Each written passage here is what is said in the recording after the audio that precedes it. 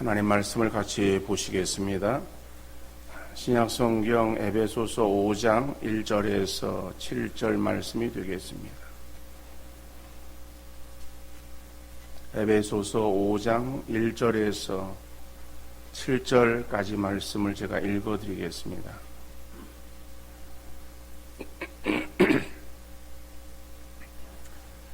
그러므로 사랑을 받는 자녀같이 너희는 하나님을 본받는 자가 되고 그리스도께서 너희를 사랑하신 것 같이 너희도 사랑 가운데서 행하라. 그는 우리를 위하여 자신을 버리사 향기로운 제물과 희생 제물로 하나님께 드리셨느니라. 음행과 온갖 더러운 것과 탐욕은 너희 중에서 그 이름조차도 부르지 말라. 이는 성도에게 마땅한 바니라. 누추함과 어리석은 말이나 희롱의 말이 마땅치 아니하니 오히려 감사하는 말을 하라. 너희도 정녕 이것을 알거니와 음행하는 자나 더러운 자나 탐하는 자 곧 우상 숭배자는 다 그리스도와 하나님의 나라에서 기업을 얻지 못하리니 누구든지 헛된 말로 너희를 속이지 못하게 하라. 이로 말미암아 하나님의 진노가 불순종의 아들들에게 임하나니 그러므로 그들과 함께 하는 자가 되지 말라. 아멘. 자녀들이 부모를 닮는다는 것은 당연한 말 같지만은 한편으로는 기이하지 않습니까? 어떻게 부모와 비슷하거나 똑같이 닮은 아이가 출생해서 자라는지 신기할 뿐이에요. 닮는데 외모만 닮는 것이 아니라 성격이나 하는 행동에서도 유사성을 찾아볼 수 있습니다. 그 부모의 그 자식이라고 하는 말은 좋은 의미든 나쁜 의미든 다 해당되어지는 말이에요. 자, 이런 모습은 육신의 삶에서뿐만 아니라 영적인 부분에서도 나타나야 됩니다. 우리는 예수 그리스도를 믿음으로 하나님의 자녀가 되었습니다. 영적으로 하나님의 자녀가 되었으면은 아버지 하나님을 닮아가는 영적 자녀가 되어야 합니다. 그러므로 신앙생활이 무엇이냐? 라고 할 때에 이러한 측면에서 신앙생활을 우리가 정의한다면은 신앙생활은 하나님 아버지를 닮아가는 것이다. 이렇게 말할 수가 있어요. 육신의 자녀에게는 부모에 대한 유전 인자가 있어서 부모를 닮는다고 말할 수 있겠지만은 그러나 자녀는 출생에서부터 부모의 손안에서 양육받으며 계속해서 부모를 보고 자라기 때문에 그 자녀는 부모의 그러한 모든 것을 닮는 것이 아닌가 그렇게 생각해 보기도 합니다. 우리도 사단의 종이었다가 하나님의 은혜로 예수 믿고 우리의 영적 신분이 변화되어져서 하나님의 자녀가 되었습니다. 그렇지만은 우리의 삶의 환경이 그 하나님 안에서 주의 은혜 안에서만 우리가 지난다면은 얼마나 좋겠어요. 그런데 우리가 구원받은 하나님의 자녀가 되었지만은 실상 우리의 처하고 있는 삶의 환경은 이 땅에서 제약에 노출되어진 상황 가운데 거할 수밖에 없어요. 그래서 하나님의 자녀가 되었음에도 불구하고 하나님의 자녀로서의 모습을 이루어가기보다는 형식적이고 무늬만 그리스도인 같은 모습으로 남아 있을 때가 얼마나 많이 있는지 모릅니다. 그러므로 우리가 신앙생활을 향한다라고 할 때에 그저 주일 교회만 왔다 갔다라고 하는 그러한 행위를 내가 다 했다. 그래서 내가 신앙생활을 잘하고 있다라고 착각해서는 안 돼요.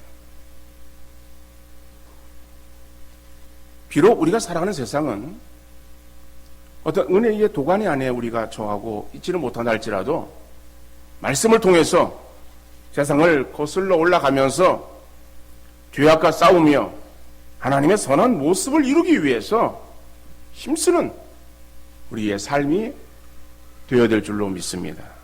그럴 때에 우리의 모습은 세상의 죄악된 모습에서 벗어나서 하나님의 자녀로서의 합당한 삶이 될 줄로 믿습니다.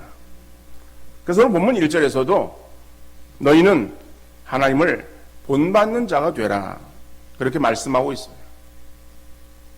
그러면 하나님을 본받는 삶의 자세는 어떠한가? 우리가 전반적인 그런 부분에서 살펴보기보다는 오늘 본문의 말씀을 통해서 하나님을 본받는 삶의 자세를 우리가 살펴보기를 원합니다. 첫 번째로 사랑 가운데서 행하라 라고 말씀하고 있어요. 다시 말하면 하나님의 자녀이기에 우리가 하나님의 자녀로서 하나님을 더욱더 본받기 위해서는 우리에게 더욱더 서로 사랑하는 일들이 있어야 된다 하는 말이겠죠. 오늘 보면 2절 말씀 보니까는 그리스도께서 너희를 사랑하신 것 같이 너희도 사랑 가운데서 행하라.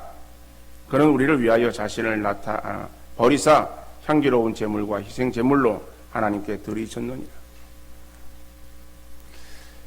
하나님 우리에게 말씀하실 때에 그저 피상적으로 또 아니면은 그저 무턱대고 말씀하시는 분이 아니십니다.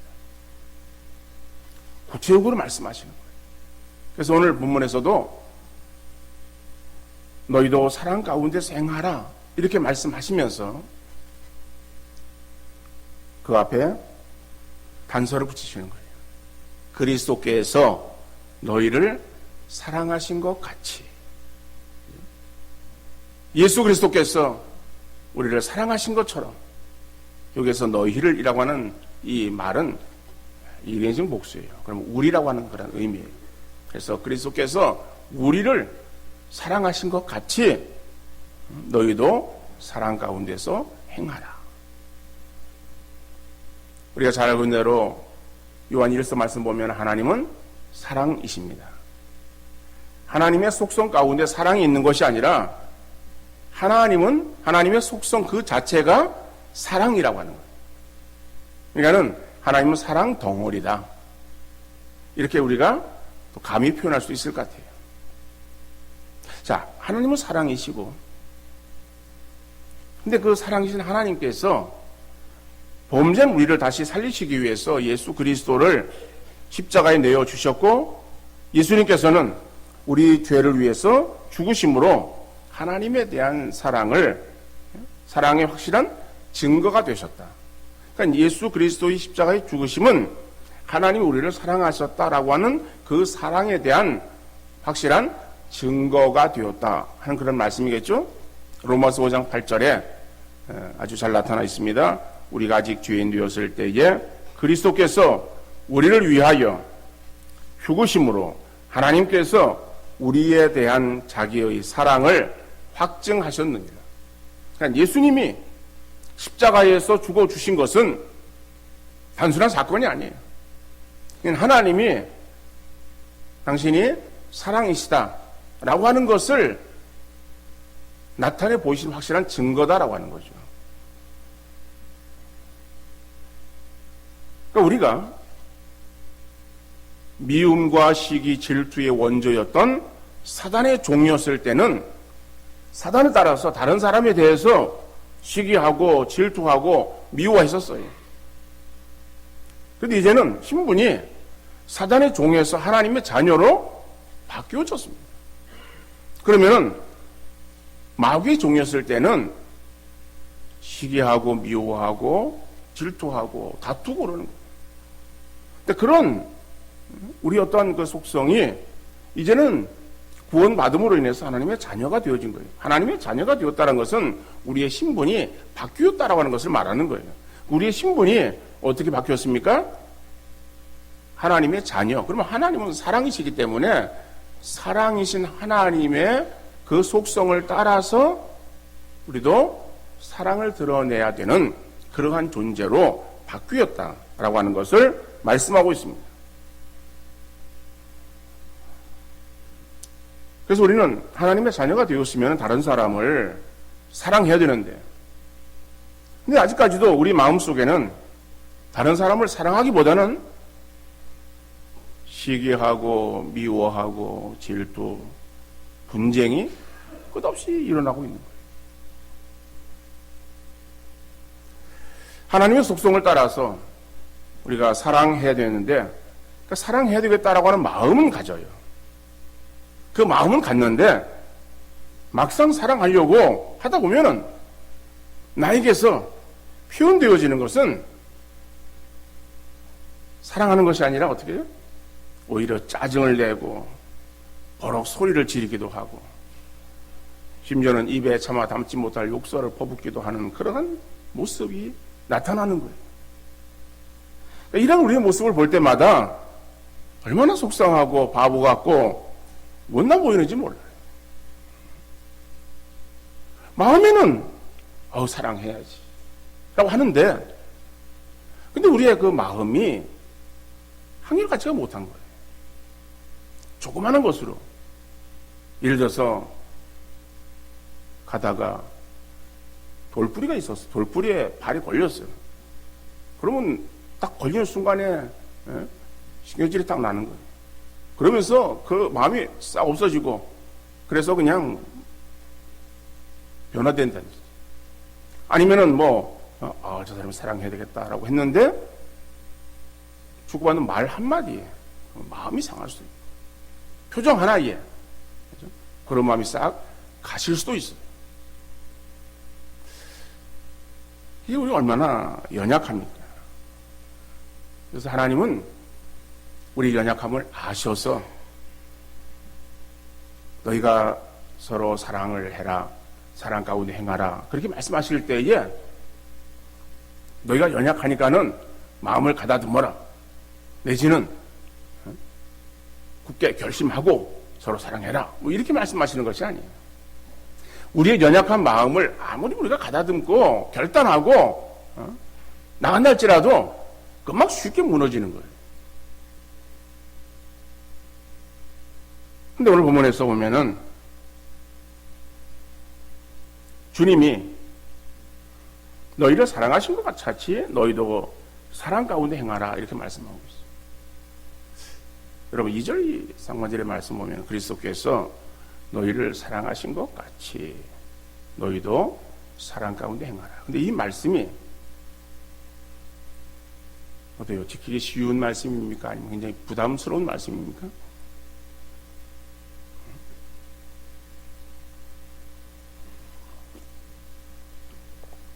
이 말씀 자체로만 보면은 굉장히 부담스러운 말씀이에요.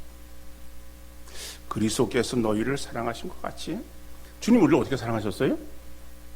십자가에 자기의 목숨을 내어 주기까지 우리를 사랑하신 거예요. 그럼 우리도 다른 사람을 향해서 생명을 내놓아라? 이야, 이거 돈 100만 원도 아니고, 응? 생명을 내놓아라 그러면 감당할 수 있겠어요? 우리 찬양대는 믿음이 좋으니까는 여러분의 사랑한 대상을 위해서 여러분 생명을 내놓을 수 있겠죠? 네, 다 속으로 끄떡이는 것 같아요. 여러분, 우리 찬양대는 다 속으로 끄덕이면서 그래요, 내가 내 사랑하는 배우자를 위해서 내 생명을 내놓겠습니다, 그러지만요, 저 뒤쪽에 앉아 계신 분은요, 난 죽어도 못 내놔. 그렇게 생각하시는 분도 혹시 계실지 모르겠어요. 여러분이 생명을 내놓는다는 것이 쉬워요? 네? 쉽지 않아요. 그런데 오늘 본문의 말씀은 그렇게 우리에게 들려지잖아요. 그리스도께서 너희를 사랑하신 것 같이 너희도 서로 너희도 사랑 가운데 행하라. 자, 하나님 우리 연약함을 아신다 그랬어요. 우리가 내가 사랑해야지라고 하는 마음을 가지고 나하고 감정이 좋지 않은 사람을 내가 대해서 저 사람에게 내가 용서하고 그리고 좀 잘 지내야 되겠다라고 하는 마음을 가지고 다가가는데, 가다가 환경이 그래서, 아니면은 그 사람의 얼굴을 보는 순간 그냥 갑자기 감정이 싹 바뀌어지는 것도 우리 인간인데요. 내 마음인데 내 마음이 그렇게 이거는 뭐 조석변이가 아니라 이거는 뭐 아주 손바닥 뒤집듯이 바뀌어지는 것이 우리의 마음인데, 그런 연약한 마음을 아시는 하나님께서 그리스도께서 너희를 사랑하신 것 같이 너희도 사랑 가운데 행하라고 말씀하시는 하나님이실까? 여러분이 오늘 본문의 말씀은요, 주님 우리를 사랑하신 그 어떤 희생 제물 대신 그것을 말하는 것이 아니고, 그래서 이 본문 상반절의 말씀은 하반절의 말씀을 통해서 상반절을 우리가 알 수 있습니다. 자, 계속되어진 말씀이 어떻게 되죠? 그는, 그는이 누구예요? 예수 그리스도죠. 예수 그리스도는 우리를 위하여 자신을 버리사 향기로운 제물과 희생 제물로 하나님께 드리셨느니라 그랬어요. 여러분, 그러니까 향기로운 제물과 희생 제물로 하나님께 드림이 되었어요. 그거는 예수님의 사역이에요. 우리 인류의 죄를 대속하시기 위한 우리 주님의 사역이야. 사역을 위해서는 제물이 되어야 돼요. 그죠? 그래서 그걸 향기로운 제물, 희생 제물이라고 말하고 있습니다. 뭐 같은 의미의 말이에요. 그러니까 대속의 제물 되셔서 죽으심으로 인해서 우리의 죄를 대신하신 거예요. 그래서 그것이 하나님께 드림이 되었어요. 하나님의 어떤 의의를 이루는 그러한 결과가 되었다라고 하는 거예요. 이거는 우리 예수님만이 하실 수 있는 일이에요. 그리고 예수님에게만 해당되어지는 말이에요. 어느 누구도 이것을 감당할 수 있는 사람은 없어요. 우리가 다른 사람을 위해서 죽어줄 수 없습니다. 죽어줘도 우리가 인류의 죄를 대속할 수 있는 권한이 우리에게 있습니까? 없어요, 우리는. 자, 그러면은 예수님이 향기로운 제물과 희생 제물이 되셨어요. 그래, 그것으로 인해서 죽어주신 것이죠. 그래서 그것이 하나님께 드림이 되었어요. 자, 그래, 하나님 의를 이루셨는데, 그러면은 그것은 결과는 하나님이 우리를 사랑하신 사랑의 증거거든요. 다시 말하면은 하나님 우리를 사랑하신다라고 하는 그것이 말로만 되어진 것이 아니라 그렇게 예수님을 십자가에서 죽게 하심으로 인해서 그 일을 행하게 하신 것이다라고 하는 거예요. 그럼 예수님은 인간의 몸을 입고 이 땅에 오신 거예요. 그리고 가진 모욕과 고난을 당하셨어요. 그리고 십자가에서 죽음의 쓴잔을 마셨어요. 근데 여러분, 이것을 이루신 예수님, 바로 그 예수님을 말하고 있어요. 그 예수님은 어떻게 말하고 있는가 하면은 우리를 위하여 뭐예요? 자신을 버리사. 자신을 버리셨다라고 하는 거예요. 여러분, 예수님께서 하나님과 약속을 맺었어요. 언약을 한 거예요. 그래서 하긴 했는데, 생각해 보니까는요, 예수님 누구십니까? 예수님은 창조주 하나님이세요. 이 세상을 창조하실 때에 성부, 성자, 성령 하나님의 역사하신 거예요. 그리고 빌립보서 2장 5절의 말씀처럼 그는 근본 하나님의 본체시나라고 말씀하고 있어요. 하나님 영광과 권능이 동등하신 분이에요.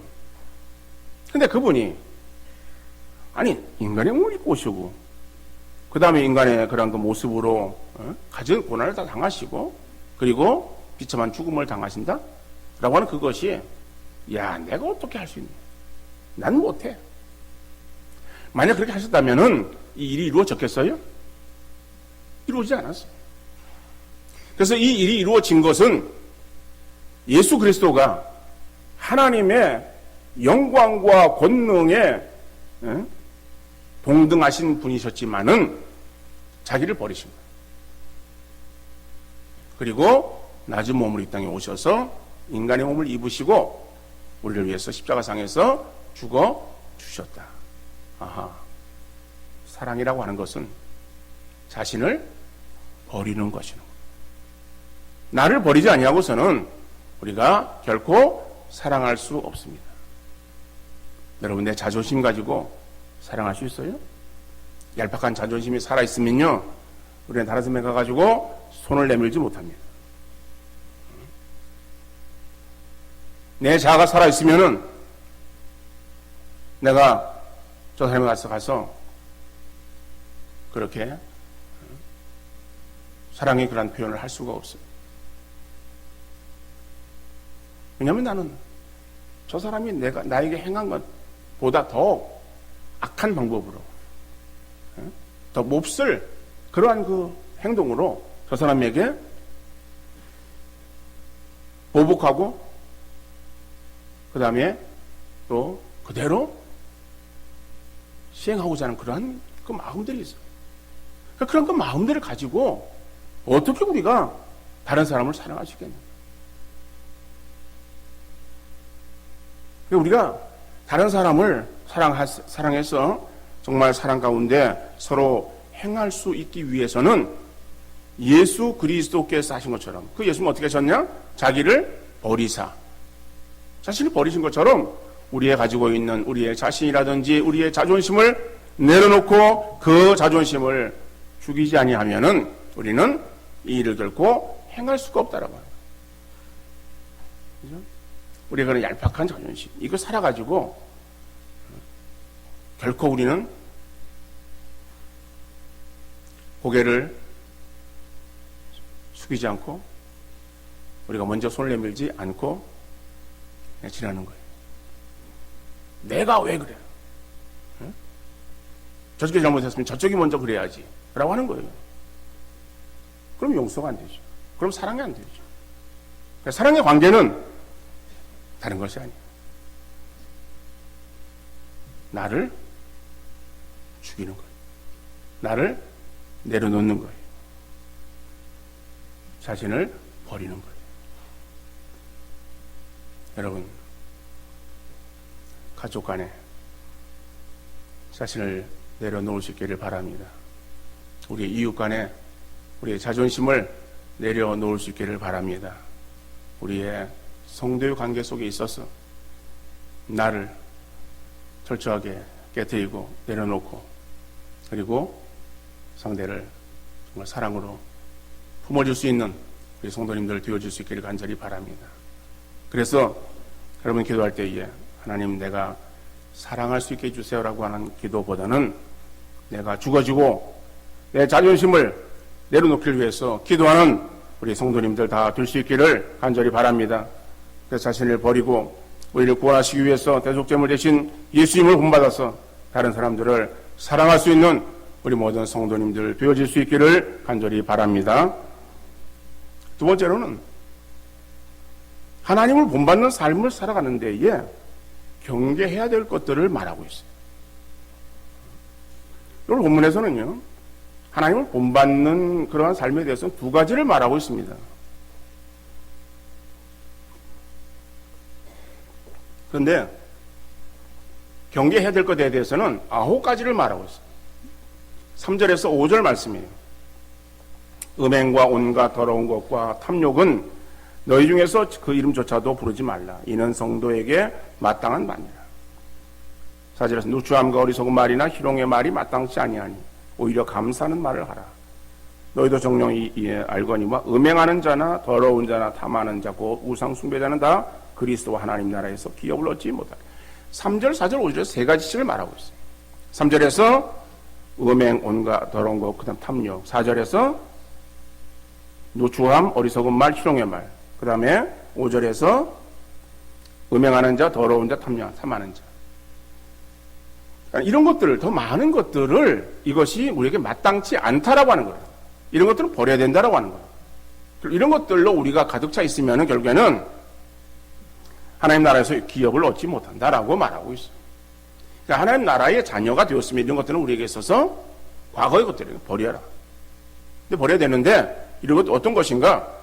하나하나 다 설명해 드리지 않겠습니다. 3절의 말씀은 음행, 온갖 더러운 것, 탐욕은 이러한 그 죄악들은 성적인 그러한 이 범죄예요.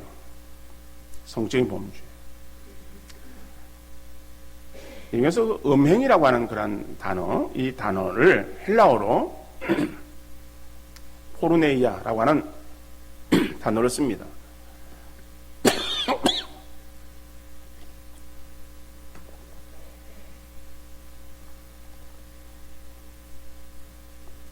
근데 이것은 오늘날 우리 인간의 성적 행위를 노골적으로 묘사함으로써 성욕을 자극하는 책이나 영화나 사진이나 그림 따위를 통틀어서 이런 말인 포르노그라피라고 하는 단어가 있습니다.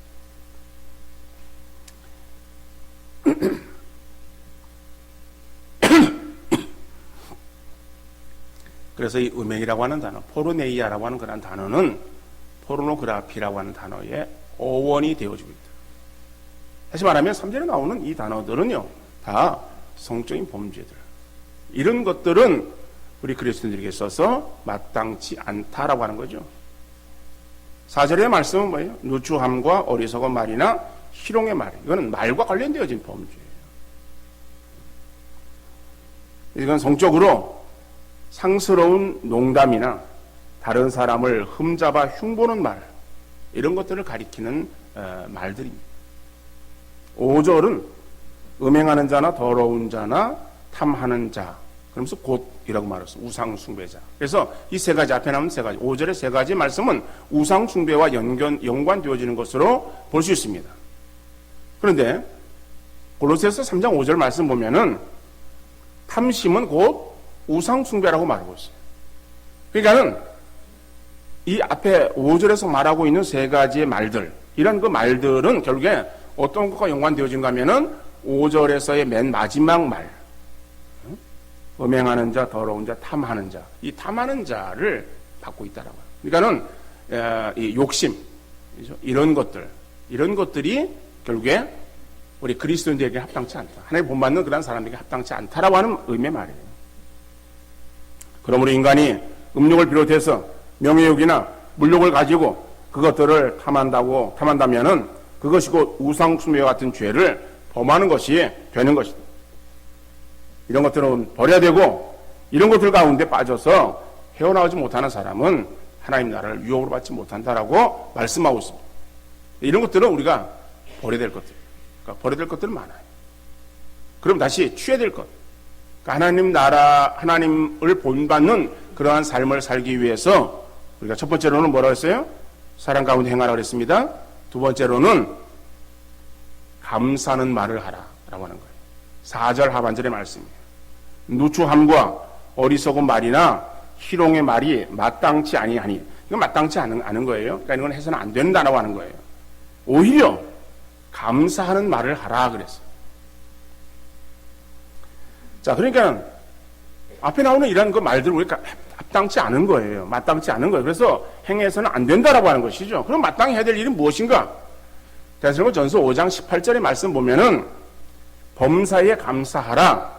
이것이 그리스도 예수 안에서 너희를 향하신 하나님의 뜻이니라 그랬어요.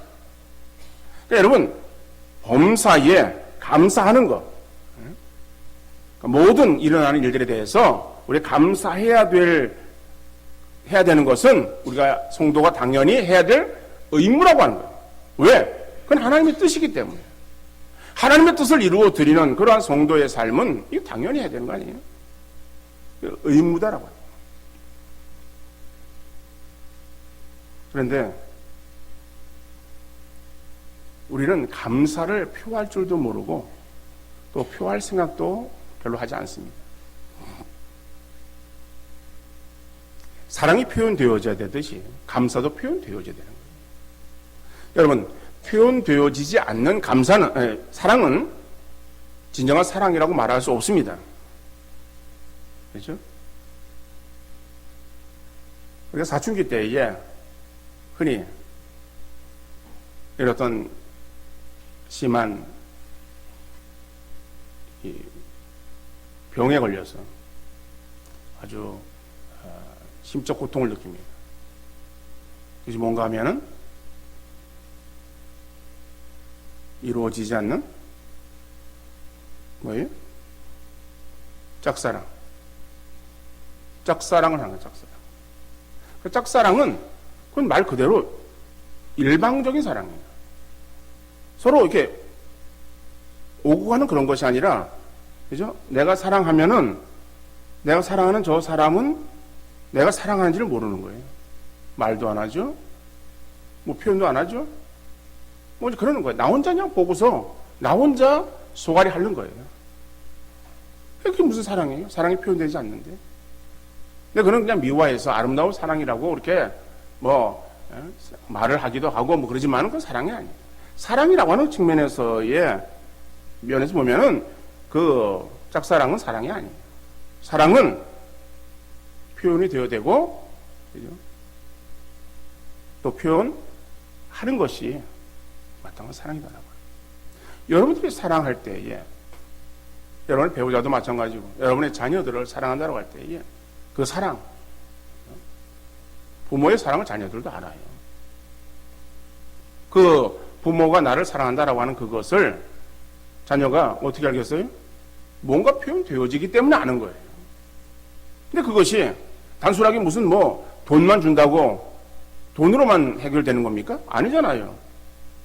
사랑이 무슨 선물을 계속 준다고 가지고선 사랑하는 거예요? 아니에요. 그죠? 어떠한 방법이든지 어떠한 모습이든지 사랑이 표현되어지는 거예요. 표현. 그러니까 사랑은 사랑하면은요 사랑이 표현되어질 수밖에 없어요. 그것이 마땅한 거예요. 그러니까는 우리가 사랑한다는 말을 자주 해야 되느냐? 저는 표현을 잘 못해서 저는 그렇게 한번 합리화시키고 싶어요. 외국 사람들이 사랑한다라고 하는 말을 하지 않으면은 사랑 전선에 이상이 생긴 것처럼 그렇게 여긴다 이렇게 우리가 알고 있잖아요. 그래 그들은 늘 사랑한다라고 하는 말을 많이 해요. 사랑한다라고 하는 말을 많이 하면서 사랑하지 않는거나 사랑한다는 말을 안 하고 사랑 안 하는 거나 똑같은 거예요. 그러니까 우리가 무슨 말을 해야 되고 안 해야 되고 하는 차이보다도 정말 우리가 진정으로 세상을 사랑해야 되는 거예요. 그리고 표현되어야 되는 거예요. 마찬가지로 감사도 그렇습니다. 우리가 하나님과 사람에게 감사가 있을 때, 사랑이 있을 때 표현되어져야 되는 것이다. 그렇죠? 그래서 여러분 감사를 표현할 수 있기를 바랍니다. 그러니까 표현하려고 하면은 처음에 잘 안 돼요. 쑥스러워요. 그런데 자꾸 하다 보면 익숙해지고 자연스러워지는 거예요. 그래서 올해는 우리 성도님들에게 감사를 표현하는 것에 대해서 훈련을 하고자 합니다. 그래서 여러분들에게 이런 노트를 하나씩 드리는 거예요. 이거는 교회에서 드리는 선물이에요. 근데 이거 보면은 저 뒤에는 잘 안 보이시겠죠? 여기다가 이렇게 딱 라벨을 붙였어요. 저건 아니에요. 2016년 감사일기장 이부호 제 이름이 있는 거예요. 그러니까 제 이름이 있는 제 감사일기장. 이거를 여러분들 개인에게 여러분들의 개인의 이름들이 붙여진 일기장을 나눠드리는 아까 광고 시간에 뭐라 그랬어요? 그러죠. 머리 좋은 사람만 기억이 되어지는 것 같아요. 순별로 나눠드리는 거예요. 순장을 통해 나눠드릴 거예요. 자, 나눠드리면은 여러분들이 이제 이 감사 일기장이 특별한 거 아니에요. 지금 시중에서 팔고 있는 작은 노트예요. 단지 그냥 우리가 여기다가 라벨 붙여가지고 이름 써서 그럼 나눠드리는 거예요. 근데 이것이 특별하지 않다 할지라도 이걸 가지고 여기다가 감사일기를 쓰세요. 그러면은 여러분들은 과거, 그죠?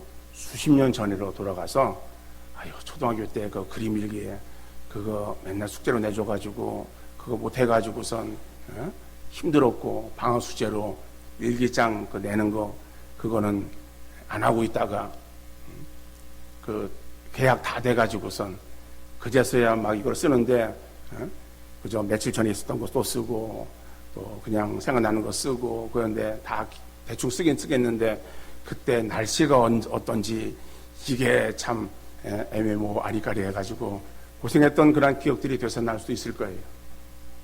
여러분 그렇게 정확하게 일기를 쓰라는 거 아닙니다. 나는 글씨를 잘 못 써서 괜찮아요. 한 줄 쓰는 거 글씨 못 쓰면 어때요? 읽을 수만 있으면 되지. 그래서 여러분들이 아침에 눈을 떠서 일어나게 되어짐을 감사합니다 하는 거예요. 여러분, 아침에 눈 뜬 것에 대해서 감사합니까? 안 합니까? 다는 아닐 수 있어요. 그런데 나이가 들어갈수록 그런 것에 대해서 문득문득 감사가 되어질 때가 있어요. 왜냐하면 동년배의 사람들이 먼저 세상을 떠나는 것을 부고의 소식을 들을 때 내가 아침에 눈을 떴어. 내가 눈을 떴구나. 내가 오늘도 하루 살아가는구나. 그래서 눈 뜬 것에 대해서 우리가 감사할 수 있어요.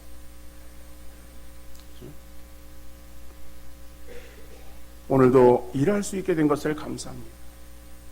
늘 직장에 왔다 갔다 하는 거 힘들어. 힘든데 보니까는 오늘날 청년 실업이 얼마고, 응? 또 나이 들어서도 일할 수 있는데 일자리가 없어서 일 못한다라고 하는 그러한 아주 이 불운한 소식들이 매스컴에 계속 들려지는 거예요. 근데 나는 그래도 어떻든 간에 일할 수 있어. 그러면 일할 수 있게 되어서 감사합니다. 정기검진을 받으러 병원 갔어요. 그런데 의사가 혈압과 당뇨도 정상으로 잘 조절되고 있고 다른 이상 없습니다 라고 하는 그러한 검진 결과를 받았어요. 그러면 건강시켜 주셔서 감사합니다.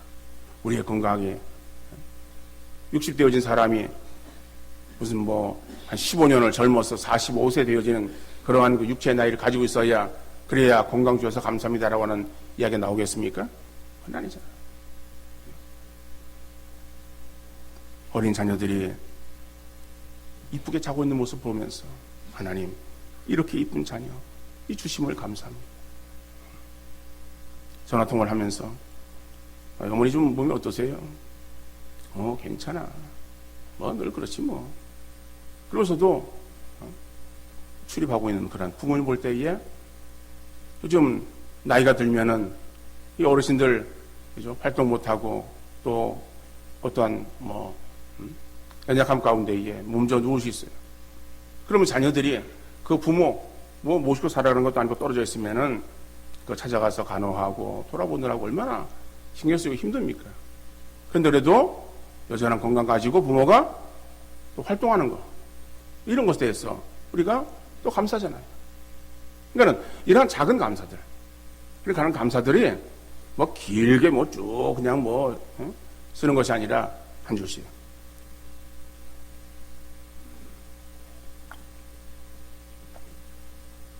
어떤 날은 감사가 많을 수 있어요. 어떤 날은 감사가 적을 수 있어요. 어떤 날은 써야지 하다가 그만 TV 드라마 보다가 잠이 들었어. 그래서 못 쓸 수도 있어요. 그럼 못 쓰면 넘어가는 거죠. 그거 못 썼다고 숙제 내듯이 그 날짜 따져가지고서 거기다가 더 기입하고 그럴 필요는 없어요. 그러니까는 이게 약간 미루면은 우리가 잘 못하게 돼요.